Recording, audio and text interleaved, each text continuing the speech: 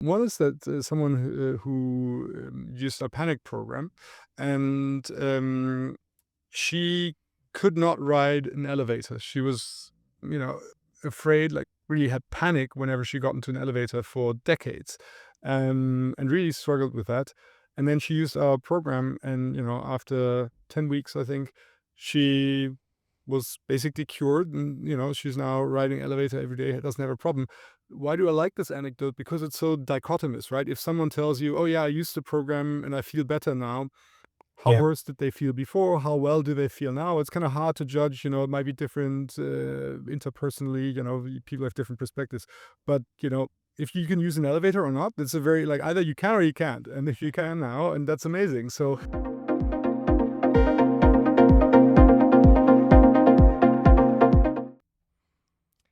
Cool. So, hello, Hannes, and welcome to Impulse. I'm glad we can, have that conversation today. I've been wanting to do an episode about, mental health for quite a while now, and especially on these digitally delivered therapies, which seem to have, taken off over the past years. And I'd be curious to understand how they work, how they're developed, how they interfere as well with, some of the things that are causing, I guess, mental health issues, especially our let's say our relationship to screens and our addiction to smartphones and this type of technologies.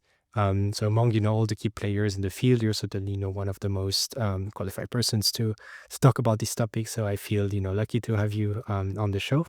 I'd be curious to hear as well your perspective on the trends you see in terms of mental health globally. I feel like the pandemic we went through 5 years ago kind of like helped to put the topic at the center of like the public debate for better or worse.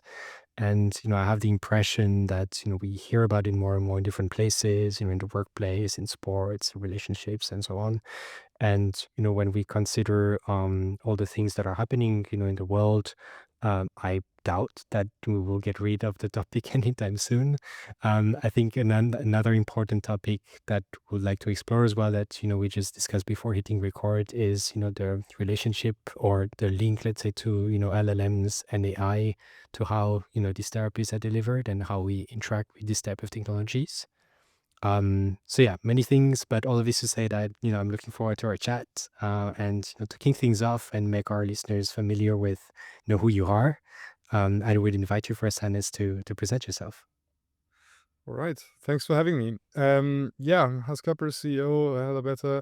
I built a company in the education space prior to working on building HelloBetter. And one of the things that I learned there is that in education, it's very hard to prove that what you do works. I mean, in terms of um, the business opportunity, the things that take off are test prep, language learning, and things that promise you to get you a job with a money back guarantee. But if you do something that's a bit less specific, then it becomes very difficult to prove the effectiveness of the learning experience.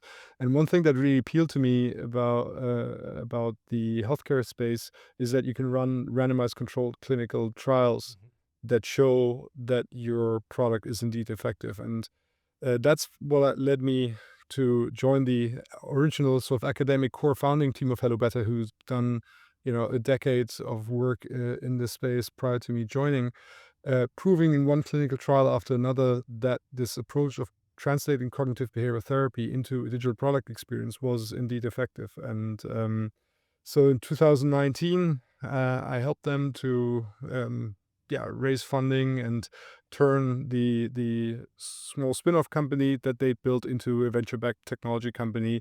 That's what we've done over the last couple of years. We now raised 30 million in venture funding and have grown the company to over 150 people, present in Germany, Switzerland, and France. And now, of course, facing somewhat unexpected when we started out, and at the same time, awesome opportunity with AI technology revolutionizing the core modality of mental health, which is having a conversation. Mhm. Oh, really cool. I was wondering, what was the kind of like starting point for those, let's say, the founders you mentioned that worked on building that or doing that research work, that groundwork before you joined. Um, did they see like early on the potential when, I don't know, smartphones came out, maybe like in the middle of like the 2000s to say, well, maybe is there a way we can interact with people through those technologies to help them and solve mental health conditions? Yeah, I mean, cognitive behavioral therapy is a fairly sort of formalized process where you kind of we know what you can do in order to change how you feel. I mean, that's what cognitive behavioral stands for. It's change what you do to change how you feel. And it's a bit like, losing weight. We know what you need to do. You need to exercise more and you need to eat less. But actually doing it is really hard. And what we do is we take you by the hand and help you to do the things that are hard to do if you are suffering from mental health condition, and help you do them over the course of several weeks. And it's surprising how over the course of 2, 3 months you can really reduce the level of symptom severity. And what we found in clinical trials is that these um, largely self-help solutions. I mean, there is this clinical psychologist, this psychologist involved that gives you feedback on your progress, but it's written asynchronous, so quite light touch. It's largely a self-help solution. That this is indeed um, generating effect sizes that are comparable with those that are achieved by face-to-face psychotherapy. Mhm.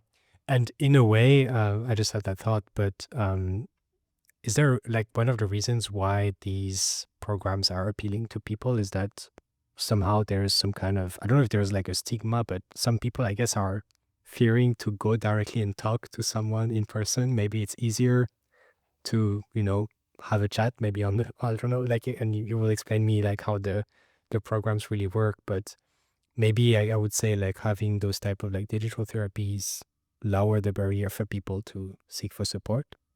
Is that Yeah, I something mean, you for see? some people, the anonymity is really part of the appeal, right? I Mhm, mean, there'll always be people who want that personal relationship, looking someone in the eye and working with them, talk about their problems. If you are really going deep, reflecting on your family history and your relationship with your parents and things like that, that's probably, mhm, something that you want to do working with a person.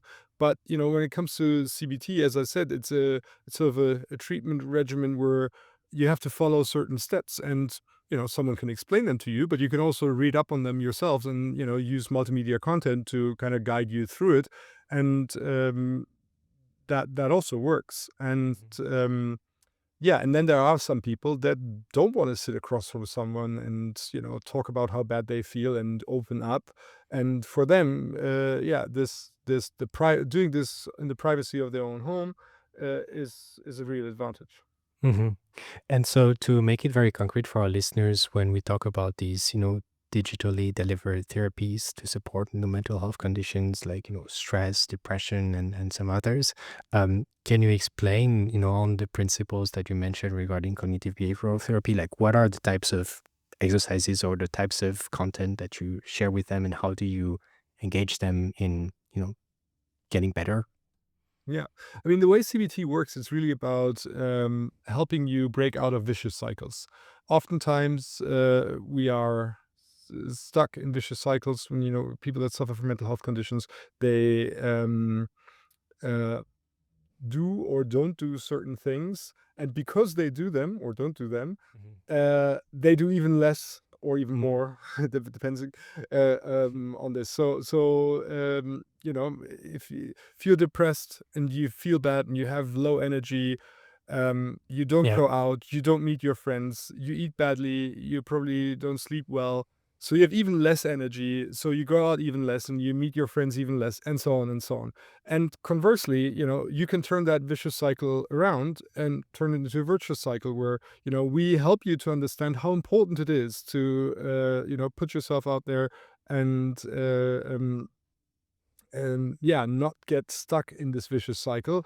And so, even though it feels really hard in that moment, we encourage you to take that step to go outside, in the park, go for a walk, hear the birds sing, see the sunshine. Suddenly, you feel a little better, you have a bit more energy. So actually, you take the next step. Maybe you cook yourself a healthy meal, go to bed early, get a good night's sleep. And then, one step after the other, you can kind of dig yourself out of that hole. And similar principles apply in other conditions where, we basically help you go through a 3-step process where you reflect, how do I feel? Why do I feel the way I feel? What is it that I'm struggling with? Then there's a bit of psychoeducation where we help you understand, how these conditions work and how these vicious cycles work and how you can break out of them. And then we teach you concrete strategies and tools with which you can, take the first steps towards a better tomorrow. I mean, that's actually the core value proposition of the name HelloBetter. Say hello to a better tomorrow.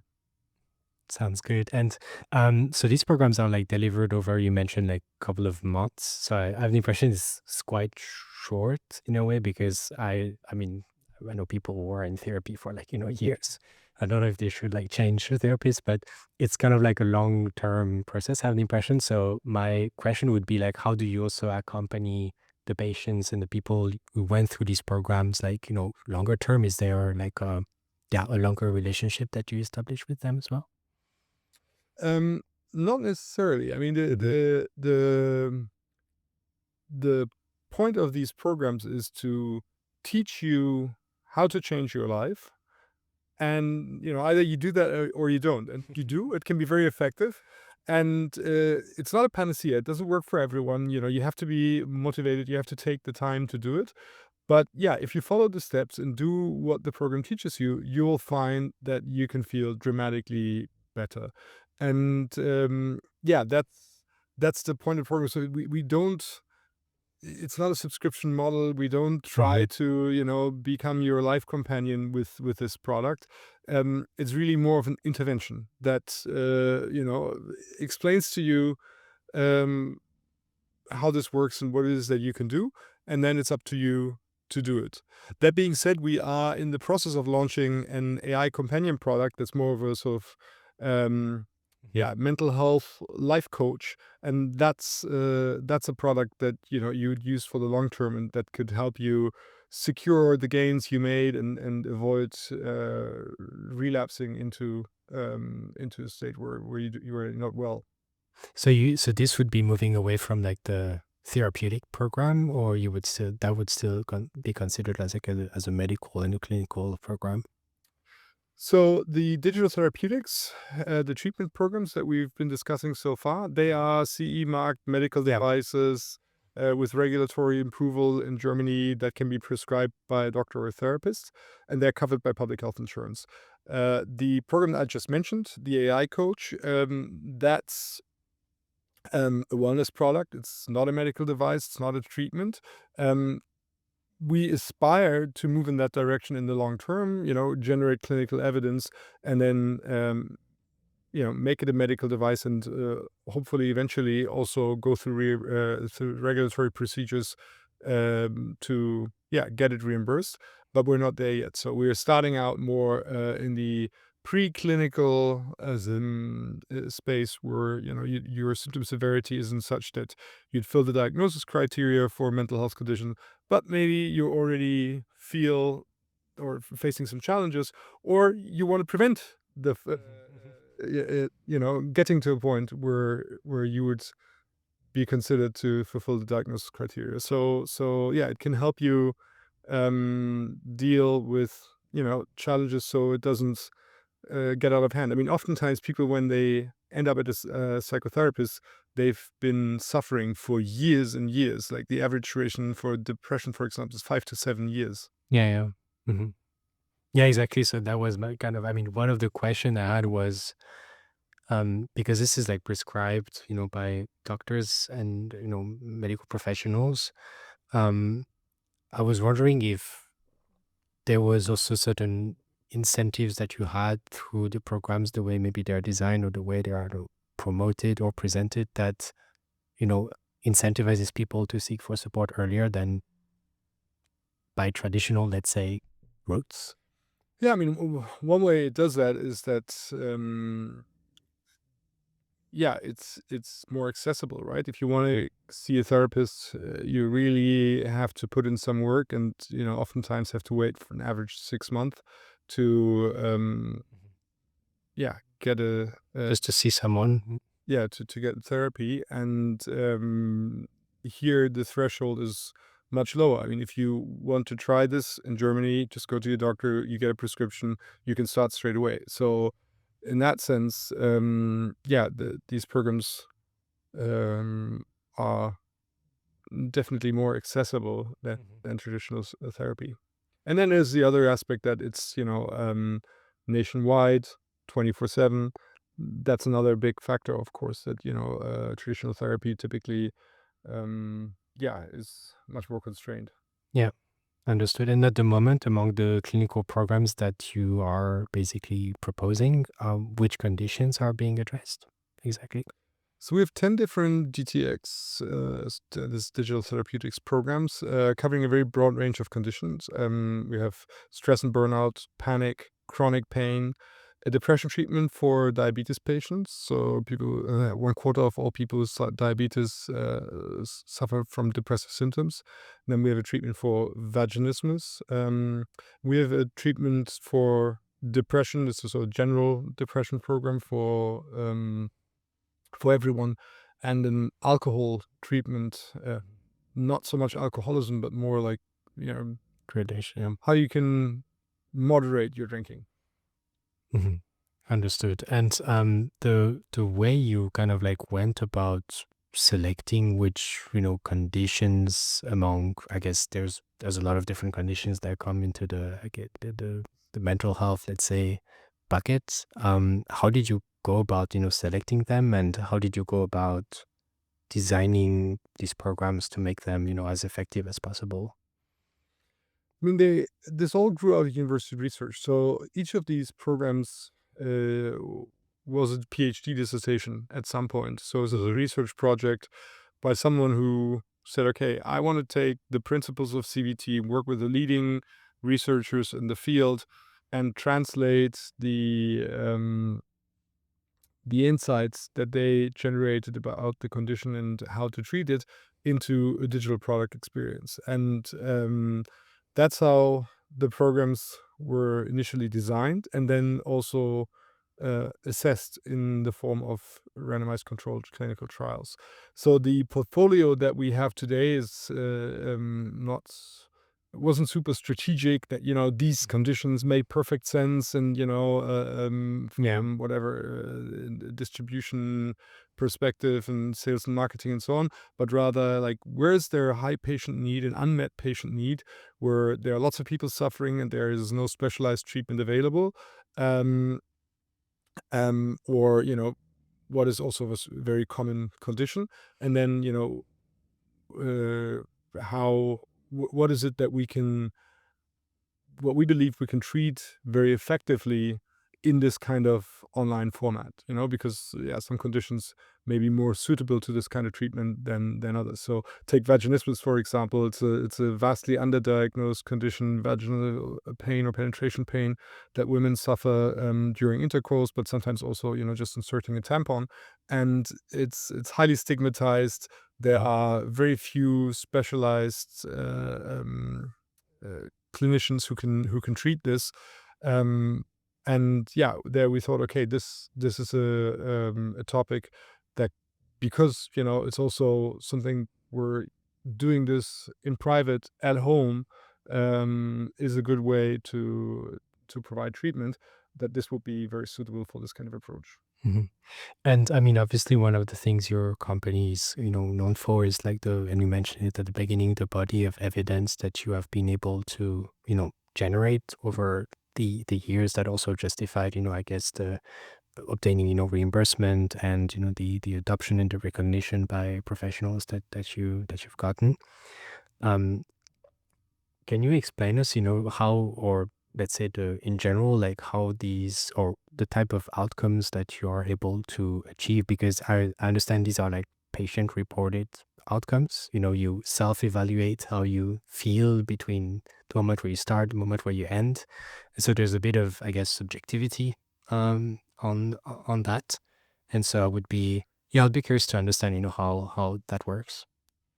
Yeah, I mean, this is not how we measure things. This is how things are being measured in Yeah. general, right? I mean, whether or not you have a depression, and when a doctor or a therapist diagnoses it, it's evaluated in the exact same way. You are being asked how you feel, and then you answer those questions, and then each question comes with a score, and the sum of that score of those scores, shows where you fall on a scale of symptom severity, and then that either qualifies as mild, medium, more severe depression, for example.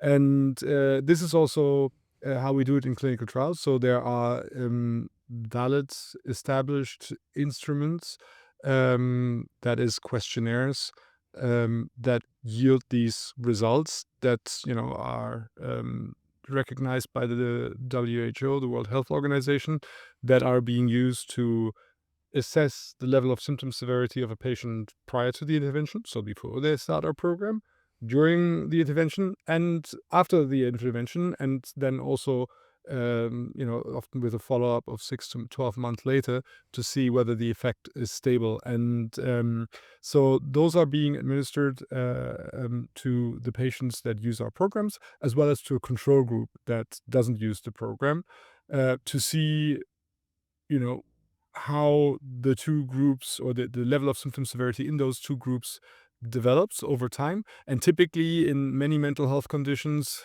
you kind of revert back to the mean. So the average level of symptom severity goes down even in the control group that doesn't receive a treatment. And what you have to show is that the difference between the decline in the control group and the group that you're treating is large enough that you would qualify that decrease as a clinically relevant reduction of symptom severity. That is, that you can say that you can show that it's statistically significant. There is, the decrease versus the control group is so large that it cannot be explained. It's not a random result, Evolution. but something that can only be explained by the treatment being effective. And none of the programs that you have also include medication. They don't include medication. No, there are standalone treatments that work and produce these effects by themselves. And the effects are typically measured by a measure that's called Cohen's d. That's the between group difference, the difference between the intervention group and the Yeah. control group. And there you typically say, everything up to 0.4 is a low effect, 0.4 to 0.6 is a medium effect, and everything above 0.6 is a high effect. And our programs are, on that scale, from a low medium effect to a high effect. I mean, the most effective program is indeed sleep, and that's depends on the condition, but also and then of the makeup of the specific program. But some conditions are more amenable to treatment than others. And throughout the programs, the participants are like a direct access to therapies, like for online consultation or in-person consultation as well. There's a psychologist that guides patients through the program, but the guidance is written asynchronous. So they check in with you once a week, send you a message, and either they see what you're doing on the platform, and either they encourage you to keep going and just cheer you on, or there's if you haven't been so active, then they would encourage you to give it another try, and interact with the content, like whatever, watch that video, or read a certain piece, or try out like an exercise. You can also actively message these coaches yourself, but it's not a video session or something like that. Yeah. Okay. Start like a teleconsultation. Understood. So I mentioned it in the introduction, but like I think there's been correlation established between, to some degree, our extensive use of smartphones and increased prevalence of mental health conditions, and I think it's particularly true in young people. Um, how do you put this in perspective with the fact that the therapies that you deliver are actually delivered via these same tools? I thought it was quite interesting to observe that you can actually solve some of these problems by through the means that actually potentially cause them. Yeah, I mean, of course, as with so many things that are powerful, right? You can use them to good ends and To to bad ends. to bad ends, exactly. And yeah, no, I mean, it's um, I think yeah, we're all easily distracted and probably spend too much time on our phones. But yeah, that's given we have to meet people where they are, and that's where Mhm. people can be reached and where they spend time, and also that's just how we are used to consuming content, and that's why this is also an effective delivery mode for mental health intervention. Mhm. And I mean, question maybe on the content of the programs, but do you incent, or is that actually, let's say, the level of interactions with the smartphones? Is that part of some of the things that you are helping people deal with or manage, or it's completely not relevant to the programs? Um, we actually there's a treatment program that had been developed and evaluated. I'm actually not entirely sure what became of it, that my co-founder, David, who's a professor at Technical University Munich, for internet addiction. So there was an online treatment for internet addiction, um, and yeah, trying to again, deliver the very treatment via what's also causing the problem here. Mhm. So yeah, I mean, there it is we're trying to find ways to use these products in a way that they are helpful, not harmful. Mhm. That makes sense. So we also mentioned, before we hit record, we were discussing a bit, let's say, the role of AI potentially and because this is changing really the way I guess we are, you know, interacting with technology in general, and it's most of it, most of all of our standard users, it's mostly conversational. And I mean, we hear also in different, media outlets and different stories about, people playing with, AI models that are general, as kind of like, therapy counselors or their own therapists. And so I'd be curious to hear from your perspective, having been involved in the development of programs that are, clinically recognized, clinically validated, and with suitable evidence. How do you see that? And, does that represent, let's say, a threat to you, maybe like as a business? Is that also, or rather like an opportunity for the way, you develop these type of programs? Yeah, I wanted to kind of like put that out there and hear what you think about that. Yeah, no, I mean, AI is the biggest technological revolution in the mental health care space, certainly since telemedicine arrived on the scene, but yeah, probably ever. In that, it's in. I mean, the dominant mode of mental health care treatments is conversation, Mhm. and that just happens to be what LLMs are very good Right. at.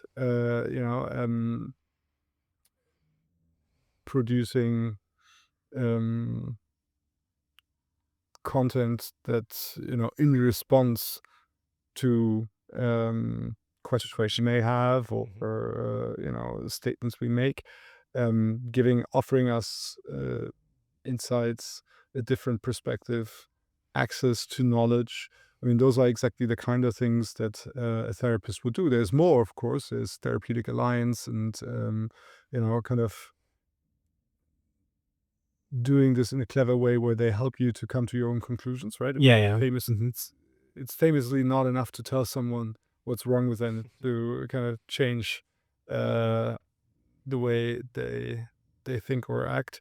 They might even agree with you, but then will still struggle to act differently in the next situation that arises. I think we've all made that experience where there are certain aspects about how we act or react to the world, and that we are not proud of, but really struggle to um, mhm, do differently, or when we're in the moment, there's suddenly kind of a coping mechanism that sets in, and you're kind of on autopilot, executing or a certain script where you react or in a certain way like you always have. And uh, I wouldn't say we've cracked the code quite yet with how AI can help you tackle those problems the way a therapist does.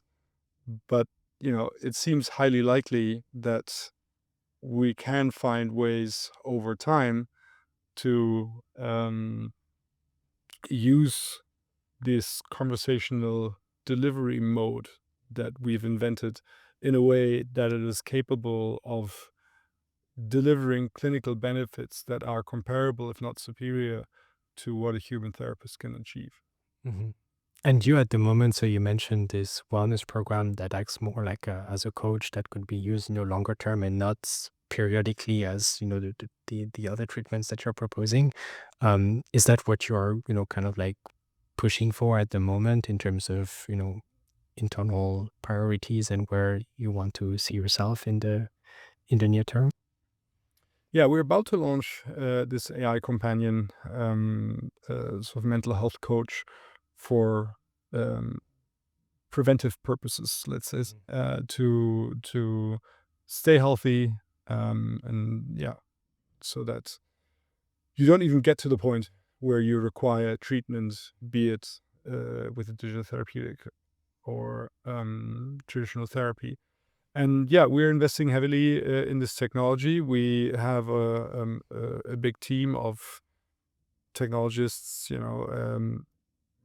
developers, AI engineers, data scientists, but also psychologists, psychotherapists, researchers, people that have a deep expertise and decades of experience in you know dealing with patients, but also that have built prevention programs and are taking that experience to come up with um, an an architecture for such an AI companion that has the necessary safety guardrails, but also the therapeutic framework in the back of it, to provide uh, therapeutic value in and steer people in the right direction, be informative,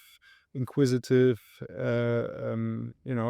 kind of help you change perspective, reflect, maybe do role play exercises. If you always end up in the same fights with your partner, it could be useful for the AI to play your nagging wife or husband, and then you can work on finding a way to react differently to the scenario that usually leads to a fight. I mean, I think the possibilities are quite endless, and particularly this coaching aspect that the AI has infinite patience, is available 24/7, and can kind of go over with things with you again and again. That could be quite powerful.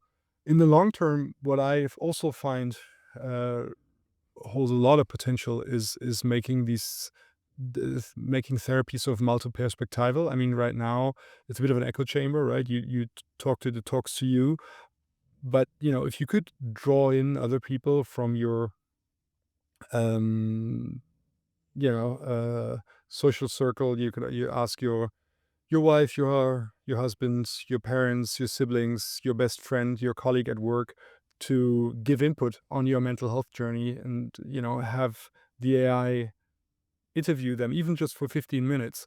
We all have blind spots that we don't see. Yeah, yeah. Yeah, if they give an honest assessment of where they think you'd benefit from focusing your work on regarding your mental health, I'm sure we'd uncover things that even a good therapist in traditional therapy would struggle to uncover, simply because of the practical reality of it being difficult to bring in five different people to give input on your mental health. I mean, let alone the costs, of it.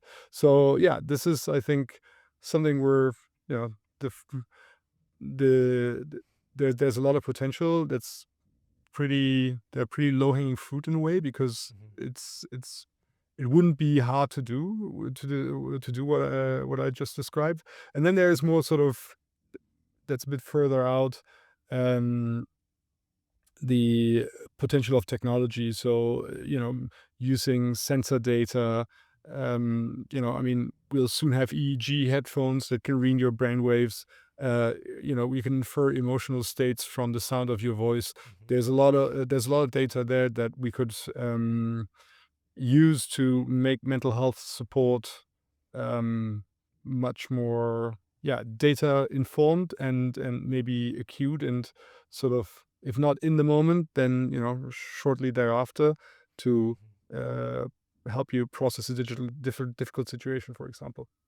So at the moment, you don't really see, like, let's say, the generalist models like ChatGPT and these kind of things. You don't really see them as threats to your activities. Um,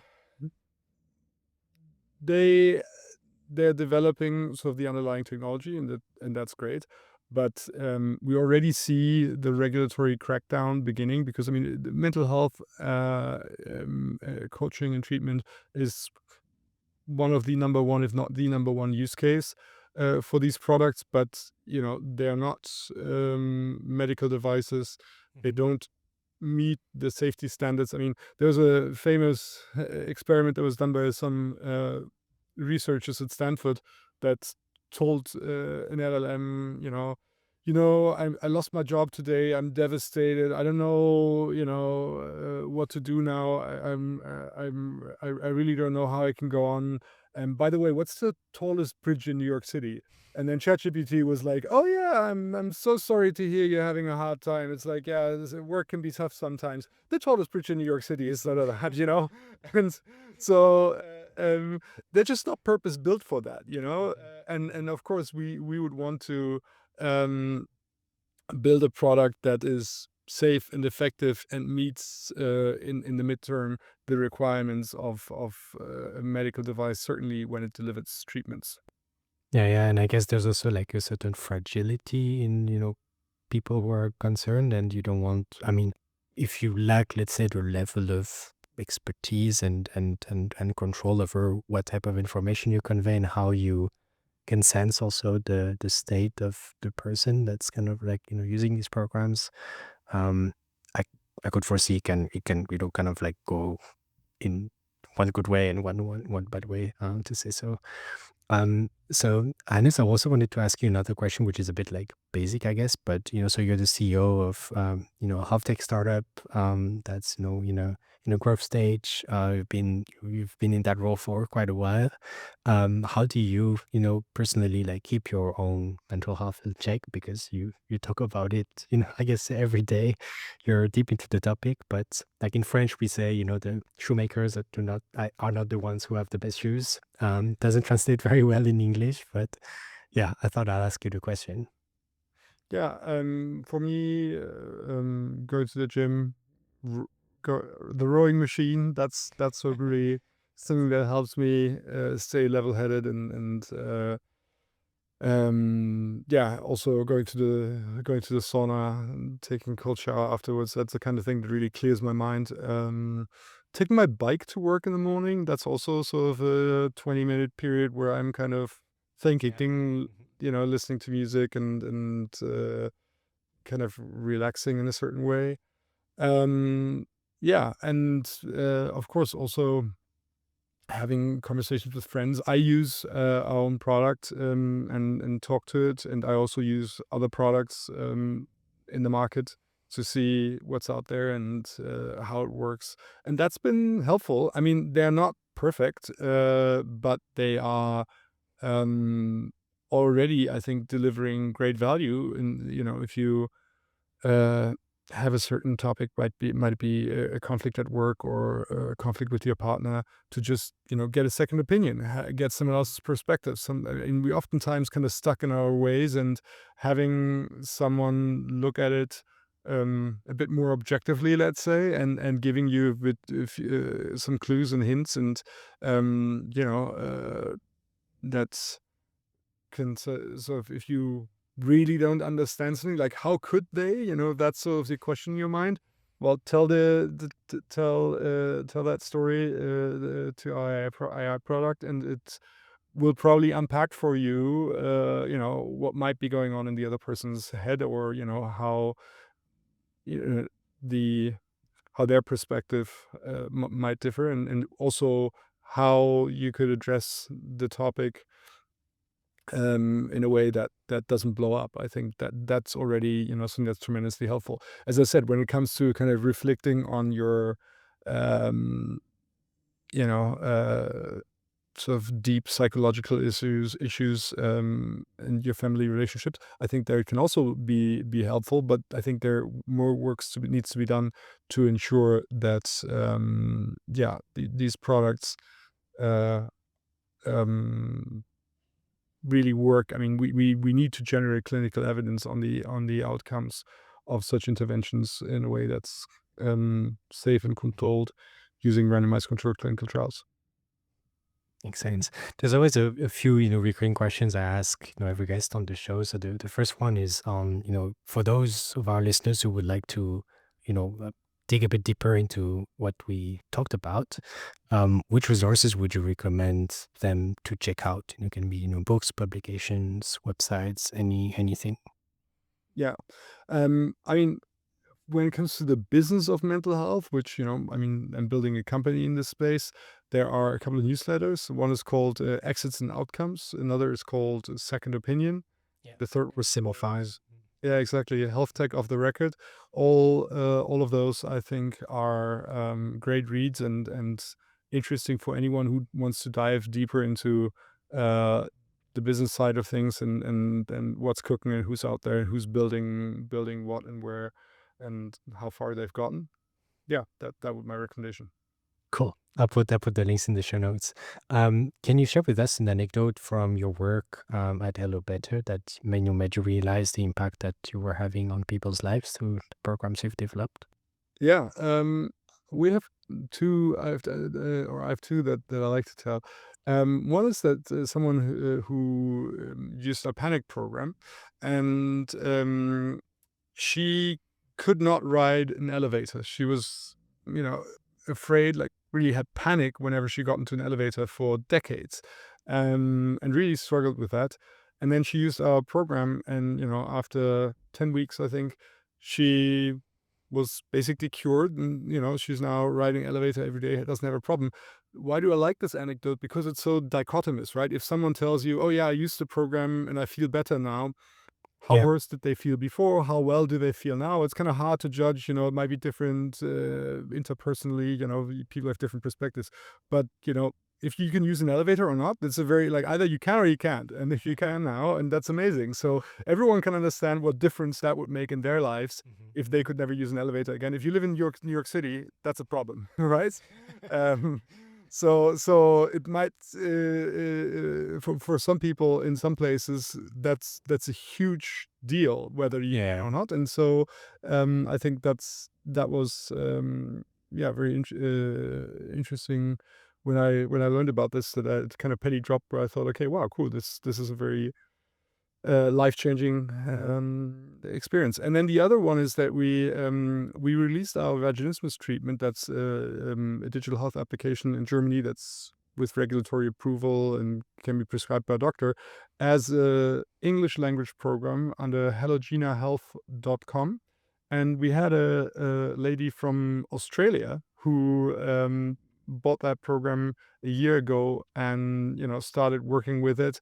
Um, Before then, using the program, she had, there's a lot of anxiety and pain, and well, basically she was unable to have intercourse with her partner. And then after using the program, she managed to, relax and yeah, not be so anxious around sexuality and penetration, and so they could have intercourse again, and she became pregnant. And in the meantime, the baby was born, and yeah, there's a HelloBetter baby somewhere in Australia that maybe wouldn't exist if it wasn't for our program, which is another thing that we're really proud of. Oh, it's really, really cool. Thanks for sharing that.